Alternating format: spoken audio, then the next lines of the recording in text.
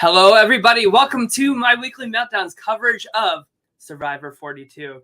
We had a little bit of a slower episode tonight with not as many advantages, so I felt like I needed to bring in somebody who has such high energy, is very passionate about the show, just like I am. A good friend of mine, and first time on the podcast.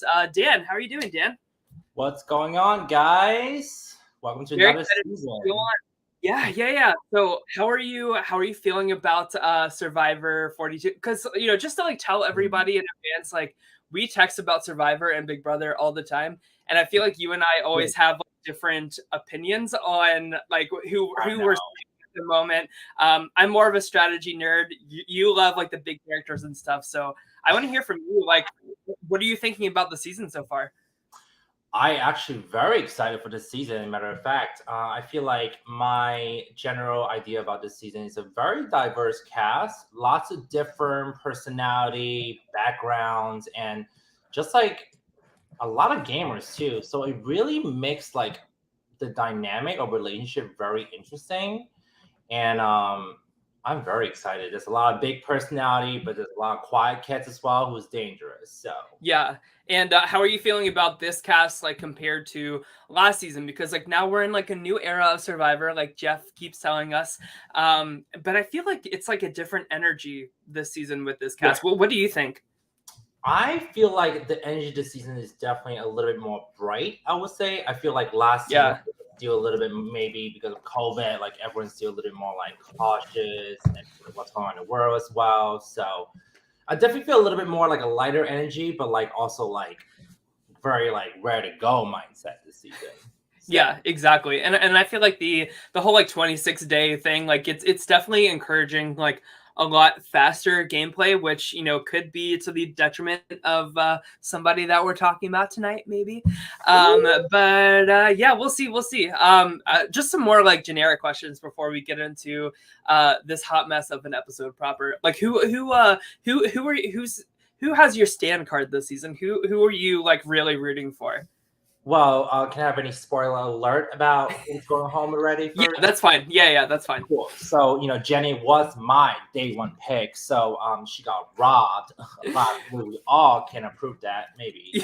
Yeah, I would agree with that. Yeah. So, I really got a little choked up, but I really like Marianne. I kind of cornered her, just the church girl, but Jesus take the wheel, baby. So, let them know what's going on. I also really love Drea. Actually, I think that she just had this badass energy that I really kind of shoot you straight kind of vibe. And Chanel, I would say. Chantel. Are you still Chanel? It's Chanel. Are you still on the Chanel train after the Hot Mess Express last week that happened on the Green Tribe? I mean, I just think that everyone was a little erratic. Everyone just got a little bit more just confused, to be honest. I'm actually more mad about Daniel, to be honest, about last week. Because at least with High, he stepped in the front. I'm from New York, so I'd rather do that than just oh, well, I don't want to go home, so well, Jenny, bye. It's just I can't like that. But yeah, and I felt so bad for Jenny. We can talk about Jenny for a second because I know you really, really loved her. She was such a sweetheart, and I have to say I love her speaking voice too. I've said that a million times, but she just has such a bright, positive energy. I watched her exit interview with RHAP, and I feel like she just didn't fight hard enough in that tribal, which I think was a pretty live tribal. I feel like it could have gone either way, really. But I just didn't see enough scrap there from her, so disappointed. I agree. I mean, I just feel like she's going that cool, calm, and collected approach. But I think that sometimes you have to read the room. There's a lot of personality in there, young people, who tends to act a little bit more erratic, I would say. So yeah. Totally. And I don't know if I told you this, but on my Twitter, after the first episode aired, I tweeted and pinned the tweet so I can refer back to it at the end of the season. I think Marianne is the winner of the season, just based on the winner's edit in the premiere episode and stuff like that. And I feel like even still, we're getting so much visibility from her when it doesn't really make sense in the show, if that makes any sense. And plus she just has like all of these advantages lined up and ready to go. So she is and I think that she has this advantage where like she can come off like, I'm just here for the ride, I'm like this like, pocket full of sunshine, Miss Sunshine over there. But she know exactly what's going on, like she reads the room very well, and she could surprise a lot of people this season, honestly. So yeah. I'm excited. We have some fans in here saying hi to you in the chat. So Dolores and Adrian says hi. Adrian says, same Dan, Jenny for second chances too. I agree with that. Yes, I want to say hi to everybody else in the chat. So we have Linda, we have Pokemon, Adrian, Dolores, Bill Methling. Let me see. I think I already said Linda. Yep. Okay, that's it for now. But okay, so I just have to say, I'm wearing blue tonight because I just finally we get some visibility from the Blue Tribe. I've been talking about how like we haven't really heard too much from them, and I feel like it's just because like there's so many advantages, plus the challenge, plus like tribal council. Like there's just not enough airtime to spread throughout all three tribes when one of them is just on the winning side. But all of that came to a head tonight when the Blue Tribe lost the challenge. So of course we ultimately saw Swathi go home tonight. And Dan, I just have to say, like, what a hot mess this tribe is. I feel like there is no loyalty between literally any combination of two people on this tribe. It's just like bananas to me. And I feel so bad that it ended up on Swathi. Yeah. It's a lot of different personality where it's just kind of like, but not a good mix. It's like, imagine like you trying to bake a really cute cake, but then you just have all the wrong ingredients. That's kind of how I feel about, Team Blue over there. Yeah. Yeah. And with all those wrong ingredients, like the cake is just like not tasting too good right now. And I just like, I can't believe that Tori got herself out of this mess. Actually, right? I can. You know why? Because I think that before the show, she's a therapist, right? Sometimes your real life job can, be such a big asset to you. Being a survivor, and I just think that she's very convincing, and she's very good at dodging the questions where like she can't reflect, and I think that's why like at the end she pulled it off. Yeah, well, like when I saw like the target like was going on Swathi, I was like, okay, maybe like Tori like finds the idol for that tribe and they activate it at the challenge and everything like that. Maybe like that is how she avoids this, but no, she had like no advantages, no power. I feel like she just kind of took advantage of the disloyalty between everybody. So like she of course like Roxroy is like the big like I just feel like there's so many like different targets for different reasons. Like Roxroy is like really annoying people at camp. But she kind of uses that to her advantage. And this is what I like about Tori is that like she identifies like who are like the weak chains in the armor. So she like tells Roxroy about Dre's advantage for an extra vote.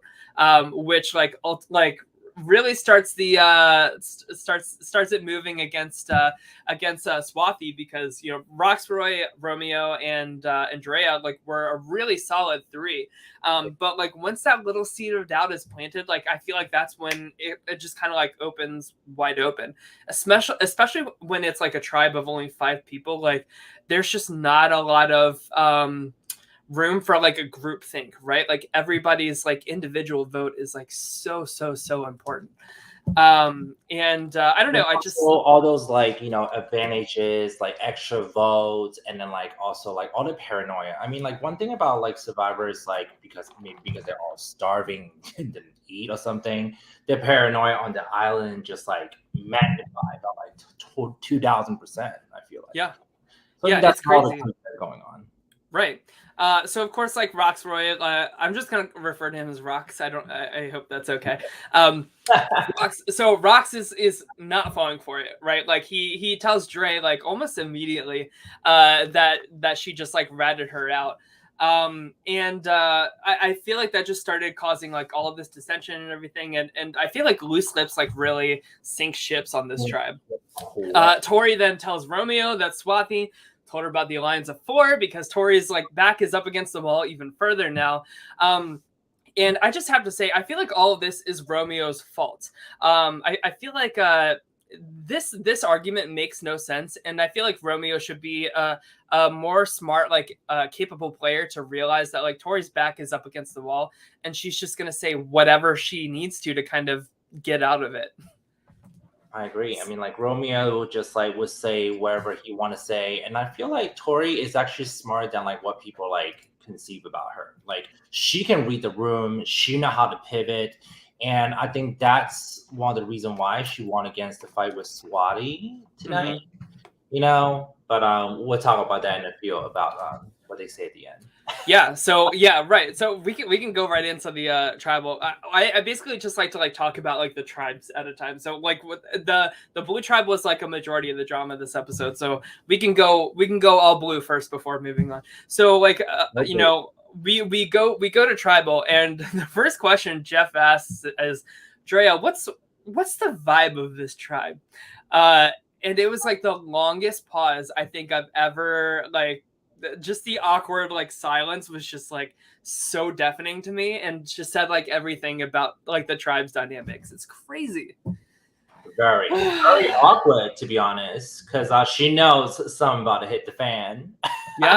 Yeah, exactly. I know, right? Like I feel like everybody's like waiting for like the first stone to be thrown.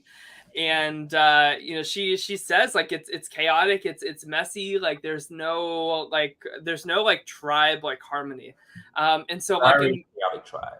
Yeah, and so like as soon as that happens, like Swathi and Tori start going back and forth. It's ultimately Swathi that says the first thing, but I feel like if she didn't, Tori would have anyway. So you know, they go back and forth about whether Swathi betrayed Drea, and like again, Daniel, like it just doesn't make sense to me that like that they are just so convinced, they are so flipped. Like we hear Romeo say it to Jeff, he's like, you know, we just need to stick with the plan with who we think is causing all of this chaos. And I just don't understand how you can say that sentence out loud and not think like it's Tori at the brunt of all of this like dissension and everything. It's crazy. Know. I feel like Romeo have like a little crush on Tori almost. You know what I'm saying? I feel like how like, so? I don't know. It's just like little thing, like his like body movement and just like kind of acknowledging what Tori is saying. But maybe also I think that in his mind he feel like he can control her more. This is actually a good point, because he is a pageant coach, and I feel like Tori like has like almost like she presents herself not only as like a therapist, but as like almost like a little pageanty, right? Like I feel like he probably works day to day with people very similar vibe to Tori, right? So exactly. That could be something. So that's why I think that's the reason why I always look at that job title. Tell me. Yes, exactly. You know, of course, so Roxbury, I'm glad that he gave Swathi props for, you know, coming out of her shyness and everything like that. And I think that she did the best that she could. I think that it just like ultimately just didn't go her way. I mean, like for a moment I thought that she actually have a chance, to be honest. But then, you know, when like Rox starts saying like, girl, you know, like you did well, I feel like it's almost like a urology of like her last day as Survivor. And it's just like, yeah, call me back in like a few seasons again. So that was where I got Yeah. You know, and of course, like she plays her shot in the dark, and it doesn't work out for her. How are you feeling about the shot in the dark twist as a whole? I mean, listen, I think it's a great twist because you have a chance to stay in the competition. You know what I'm saying? Sometimes like you just know, you know, like I really trust like believe in like gut feeling. You know what I'm saying? And sometimes that like that's the only way that can save you. So I think it's a nice little, you know, cute twist.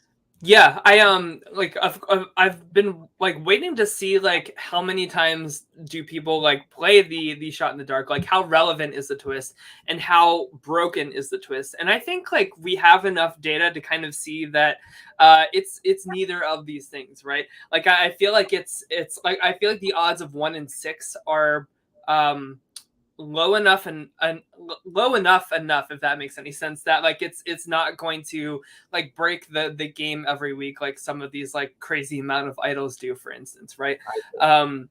And I just like I saw a tweet from Randy Bailey from Survivor Gabon. He said that the only thing he doesn't like about the shot in the dark is it kind of gives away like who the inevitable vote out is. Which I don't know. What do you think about that? I mean, listen, I mean, like everyone have a lot of different views as far as like the fairness and then like maybe how much work they put in the game. But to me, I think that as like a viewer looking at the show, I think that just have like an element of surprise to kind of like show things up a little bit. Yeah. You know what Yeah. I'm saying? I totally agree. I totally agree. And with Survivor, for example, right? I feel like it's like kind of like very predictable the entire season. So I feel like that kind of give it a chance to like kind of shake things up a little bit. Yeah, and I also feel that it can kind of like help the underdog that doesn't have like anything else at their disposal, right? Like Swathi in this exact situation where like like all the votes are coming against you, well, except for Rox, where he voted to keep her, which I admire. But yeah, I don't know. I'm like out of all the new twists, I think I'm for the shot in the dark the most, because it's like the most inconsequential and the most like interesting. It would just be really fun for the shot in the dark to be played successfully, and then like just see that scramble in that moment, which is like, especially if that lands, like what if that like led to like a tie in that moment or something like that. That could be some really interesting gameplay that is like on the spot. Like that to me is like a true live tribal, is when like shit hits the fan like that. When you get a try like that, when it's like, okay, so who's actually gonna go home tonight? Right. Yeah. So I had a thought earlier about the blue tribe, like, because like once I started thinking about like there's just like no loyalty here on this tribe. And I want to kind of compare that to how united the orange tribe is. Of course, we saw Jonathan tonight in the reward tell Jeff once they won, like, we are a strong four, we are united, and compare that directly to like how much like the blue tribe just like can't seem to get on the same page with each other. I just feel like as soon as the merge hits, I feel like this blue tribe is like all done. What do you think about that? No, I mean, I agree. At the end of the day, right? It's like it's a lot of individual in the blue tribe, right? A lot of erratic people, and I think that everyone just have this nature of like scrambling. So I think that, like, with the orange team, right, with Johnson's team, Taku, I feel like what they have is this unity. So I feel like if they can make it to the merge, like I could see them being the one that's having the advantage and actually flip the script a little bit. I agree. So how I kind of see like the season shaping out is I feel like it's gonna be like pretty even between like the amount of people going into the merge with blue, orange, and green. I feel like orange is gonna be very united. I feel like blue tribe is gonna be very scattered, and the green tribe is not gonna know what to do with that middle position. So I feel like Lydia and Hai will kind of split in one way. But then that leaves like Chanel and Daniel, who don't really trust each other anymore. So like they're not even a unit that can vote together. So like I feel like this like unity in the orange tribe is really going to work out very well for them, considering that like I feel like everybody else this season like can't seem to trust each other like at all. It's crazy. And then Mike on the green tribe, I totally forgot about him, but I actually could see. Oh yeah, you're. I'm a Mike fan, everyone. I'm just saying, out there. Explain that to me, Daniel. Well, first of all, Mike is also like Jenny's counterpart. So I don't know. I just think that Mike just remind me of like a strong firefighter who's gonna come and save me when I need. I love the little moment tonight when Hai and like him like have a little like bro hug. Oh yeah, I did like that. Like they got up on the platform and I think it was even captioned tonight, right? Like they were like, "I love you, bro. Like you're all good." And that was just like such a healing moment after like just a lot of tension coming out of that tribal. Exactly. So I didn't catch though who said the "I love you" to who, because I feel like that's very important. I think it's Mike actually. So saying that to Hai. So maybe Mike, if you're thinking about it, let me know. Hit me up. That's yeah. I'll connect the two of you. See if that happens. But yeah, I have to say, like, Mike is really growing on me as a character. Like, I feel like with some of these older people on Survivor and Big Brother, like, they can be cast a little kooky and like not taken seriously as a player. But I take Mike seriously as a player in this game, and I think that he could make it all the way. I can too. I think that he's transparent. I think that he's also paying for his weight, and I can definitely see people like, really trusting Mike. So watch out.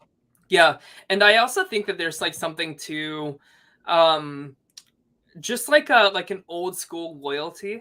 His In aura, like that kind of aura he gives off a little bit too. yeah, exactly. Like when like things are like this chaotic, this like fast paced, this like crazy in terms of like modern Survivor, having somebody that you can depend on, I feel like is a very powerful asset in this game. So if like a sense of like calmness, almost like sometimes you just need a little bit of that stability. Yeah, so totally. Adrian says, if I have to say who might be safest on the green tribe, I would honestly say Mike. I agree with that. I totally agree. 100%. Let's see. So, yeah, I like, so out of like the green tribe, I feel like Daniel is probably next, right? I'm just so sad because that's actually my name. I was actually really rooting for Daniel. I know. I'm sorry. Damn, Daniel just back home, baby. You know what I'm saying? So I definitely think that out of everyone else there, he actually probably had the highest chance to leave next. Yeah, I don't know if you catch the preview for next week, but Hai was saying like even with like a dislocated shoulder, he's still like swimming and stuff like that and catching fish. So I feel like Hai is trying to like paint the target on him, and maybe that's because like Hai and Mike are starting to like bond a little bit more. So like if not Mike, where does the target go next? And I also feel like it kind of disarms like Chanel, who I think is a very capable player in this game still, even though she really fumbled last week. Really crashed and burned. I feel like she could still like reach out and like repair that relationship with Daniel and still be this like really strong duo that everybody thought that they would be. So I mean, like, here's the thing. I just feel like Daniel is just a little bit erratic. You know what I'm saying? Like, I feel like I thought I kind of knew how he would think, but then like he would like react a lot of things that I just totally feel like it's like, on the loose. So we'll see. Yeah, we'll see. Are you random question? Are you watching Big Brother Canada 10?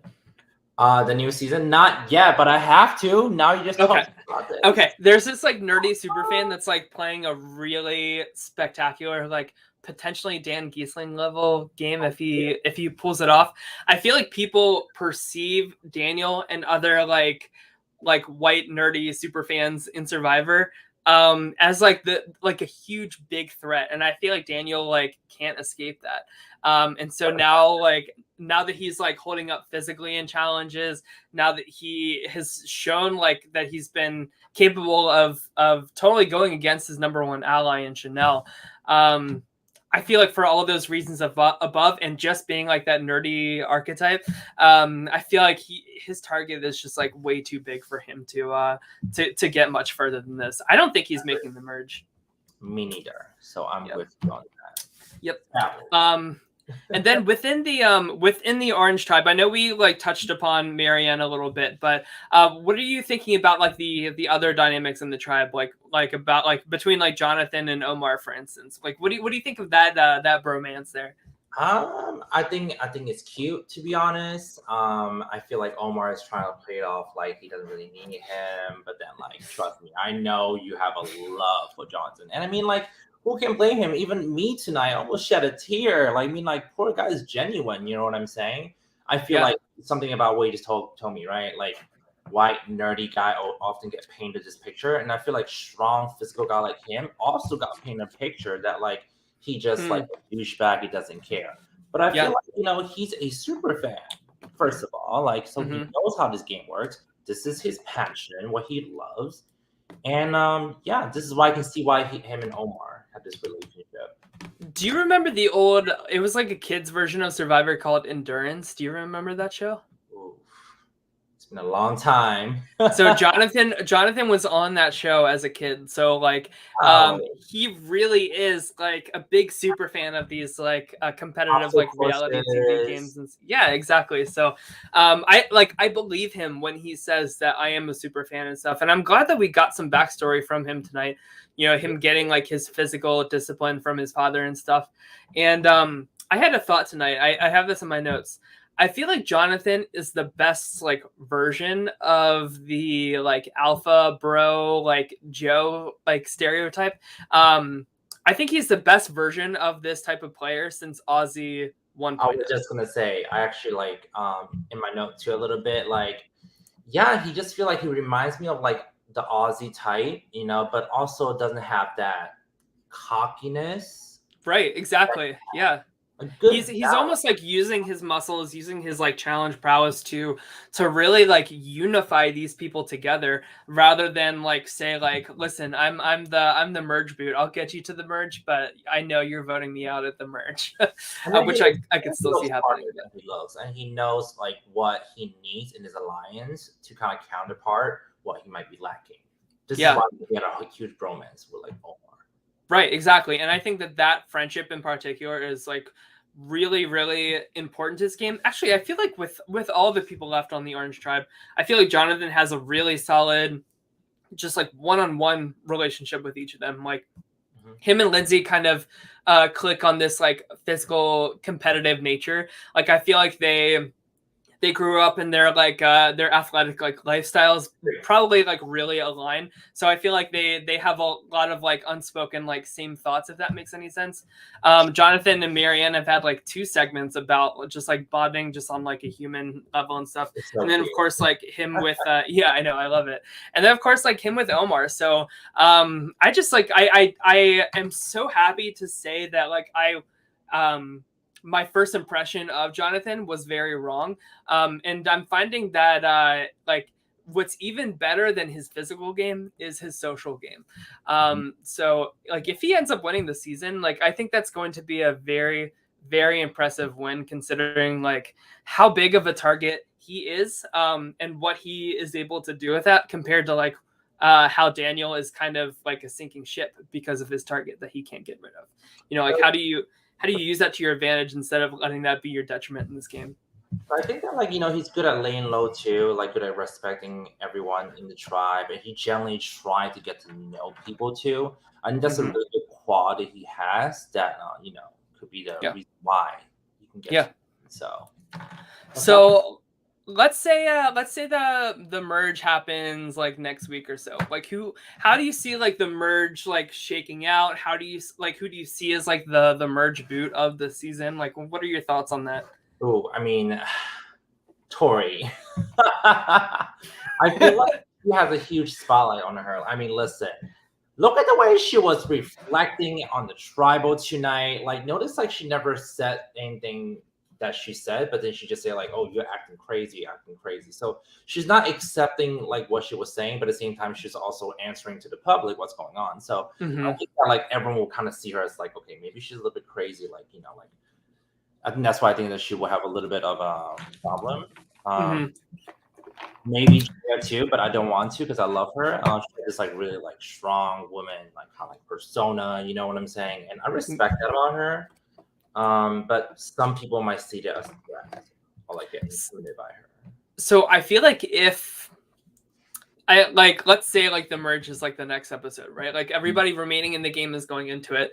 What could be a really interesting setup is if Daniel and Chanel like go after each other, like they're like pointing their target at each other, and so they're trying to like get the orange and blue tribes to like vote in their interest, and then it kind of becomes like a split in that way, because I could see the orange tribe being like, listen, like the green tribe is like much more capable players, which I think is absolutely true in every way, shape, and form, right? Like leave the blue tribe for like just like stragglers that we can like pick off like once the green tribe is taken care of. But like I feel like, especially with Omar, I feel like he is smart enough to identify that like going into the merge, the green tribe is probably the true threat there. So like really pounce on this kind of tension between Chanel and Daniel and make something happen there. I don't know. So I think it could be one of those two. It's a long time coming, and I think that Chanel can see it. So, yeah. Tough for that. Let's see. Any other thoughts before we get into our draft updates and everything? Ooh, I mean, I'm just very excited for this season. I mean, like, I feel like a lot of character development is slowly coming out. You know what I'm saying? I was actually really excited with Swati, like, after tonight, but then, R.I.P. I know. I'm really bummed because, like, her. I don't know if you like read all of the like. Everyone, remember the preseason like interviews and stuff like that. I was very impressed with her. I think she was like out of military training for like 3 days before she went to Survivor and everything. So just like a very impressive backstory, a very impressive like amount of life experience for somebody so young and everything. So I don't know. It's a bum. Yeah. All right. So let's update. So this is our so Dana, we have 2 drafts. So one is for our patrons that wanted to be in on a draft. So it's interesting because the whole like second row is now out, which is so weird. Like what an odd coincidence. But yeah. So who do you think has the best team out of our patrons? Wait, one more time. Which team? So like Adrian, Rory, Matt, or Eliza, which team do you think has the best draft team? Adriana, hands down. Yeah. I mean, wherever she is, you have an iconic pick. That would be the part of our pick as well. So yeah, I could get down with Adrian's team. I think Rory's team is very good as well. How are you feeling about Lydia? That's one person we haven't really touched on. Lydia? Yeah. I think that she's slowly coming out of her shell, I'll be honest. I think that she's like the prototype of Gen Z. So I really, really am excited to see. Yeah, she is very like Gen Z. I totally get what you mean like that. I could see her being like a good follow on Twitter or somebody that makes like funny TikToks about the season or something. All right, so let's update our so we have another draft between me, Allison, and Beth. So here is our draft. So who do you think has the best team out of the 3 of us? Give me a second. Oh, I love your layout, by the way. This is nice. Thank you. My graphic design degree going to good use here. I would say out of everyone here, I actually would pick Beth. Okay. Tell me why. Because I like Jonathan because he's like an Aussie, but like with like a charming personality that's like tolerable sometimes, you know? Mm-hmm. And then you have Drea because I always love me a strong female who's in charge. So, you know, like naturally I just love her. And look at her cheeks going. Look at mine. We're like 20s. And Janelle because, listen, same. You know, we're both cute. You know, we also like sometimes make a mistake, but at the end, we're still gonna go. You know, we're gonna. Do you think Chanel can win the season? I don't want to say anything yet, because I have a bias with her. Okay. But I would say like I'm excited to see what's going on for the next few days. I hope that she's gonna make some good decision. I hope that she's finally woke. So don't count her out yet, but we'll see. Yep. I also just want to point out which team still has all 6 members here. But I also have to say though, like your team too. I actually like a lot of your team too. I'm just saying, I just have a little special love for like my girl Drea there, staring at me at the screen right in the center. I get it. I'm really rooting for Drea to succeed, and I want just like I said about Jenny, I want a little more scrap from Drea. I feel like her indecisiveness kind of paralyzes her sometimes from like being able to move forward to get what she needs to get done happened on the tribe. So I just like I need more, Drea. I need more from you. I know, me too. I'm praying, and that's gonna be what I'm doing for the next few days until next Wednesday comes. So I have faith in her, so don't count her out yet. So. Yeah, totally. Especially because she has the extra vote. Like, let's not forget that too. Like, she could have used that tonight if she and she got some pressure like in the moment from Romeo at Tribal. So I'm glad to see. I just said like I need some more scrap from her. I'm proud that she stuck to her guns and did not use that extra vote tonight. She didn't need to. I feel like I think it was in the premiere that we saw her be really heavily influenced by Romeo very quickly. So to see her kind of like break from that, even just a little bit, I think is a good sign of things to come. And if they're showing that to us, then that gives me even more faith. It's so like, I don't know if you feel this way, Daniel, but like, it's so impossible for me to like turn off like reading the edit of Survivor, like compared to Big Brother. You know what I mean? Because Big Brother is like happening in the moment. So like, you just don't know like how it's going to turn out, who's going to win HOH on Thursday. You know what I mean? But with Survivor, like I can't help but like read into the edit a little bit, and like that's why I'm like so high on Marianne. What I do is like I look at the energy in the room because I can't see like how they really feel, how they look at each other. You know what I'm saying? Because little detail like that counts. I'm just saying. Yeah, it's true. All right. I think that's pretty much it. It was kind of a slower episode tonight, so not too much. I feel like we got some setup for some exciting things to come. So I will say this: I feel like this is a really good tonight. Really like shows a lot of character development a little bit. I feel like we get to know a little bit about some of the other castmates on the season.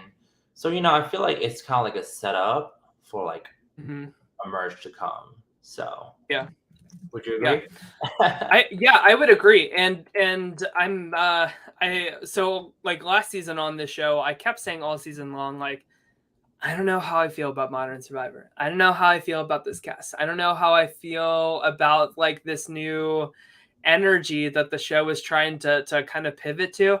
And this season feels a lot less like a pivot. It feels like we're in a better place. I think that this cast is just so dang rootable. You know what I mean? Like they're also like lovable, like rootable. They all have like really amazing backstories that I'm glad that we're getting like, like, so I feel like editing wise, like it was the Ricard and Shan show, like all season, to the point where like we didn't really know who Erica was as a player, as a person, as a winner. You know what I mean? Well, fun fact, that was my winner pick last season, so I'm. Oh, really? Congratulations on that! Congrats. And I just feel like we have a really good sense across the board of who everybody is already, which is a really good sign for like the setup of the season, because I could see a case for pretty much anybody winning the game still. Maybe not like maybe not Tori, maybe not Roxroy, maybe not. Look at how much. Listen, Tori might swim her way to the top. Who knows? Who knows? Crazier things have happened. Yeah, we'll see. But all right. So Daniel, is there anything that you wanted to promote? Any social media or any other happenings? Listen, if you're a Survivor fan like me, if you like to have good Instagram caption ideas or just some good photo to look at on your home screen, feel free to follow my Instagram below at thatdudedan with 2 Yep. Yes. Go give him a follow. He is influencing the world on his Instagram and stuff. And go Drea. Yes, and go Drea. So I think that concludes it for tonight. So me and Allison will be back tomorrow for Big Brother Canada 10 to talk about Allison. Yes. So we're going to talk about all of the crazy twists and turns. This Daniel, you need to watch the season because these people are just so indecisive that it's like the Blue Tribe on Survivor this season, but like a house of 16 of that. Did they just start it? No, this is the 5th eviction. So we're not in jury yet, but we're getting there. And the issue is like, or not issue, because it's making for a really entertaining season, but nobody can stick to a damn alliance, like any type of group, like more than 2 people. And it's just like every day I wake up and like there's like a new different energy, constant like personality going on. Well, listen, so it's been really fun to cover. But now I want to watch now. Yeah, So- yeah, it's really good. It's really good. All right, well, everybody have a great rest of your night. Thank you guys for tuning in the chat and everything like that. We'll be back tomorrow. And Daniel, stay online. I'm just gonna do the outro, then we'll chat for a second or two. But all right, guys, have a good one. See ya. Bye. Bye, guys.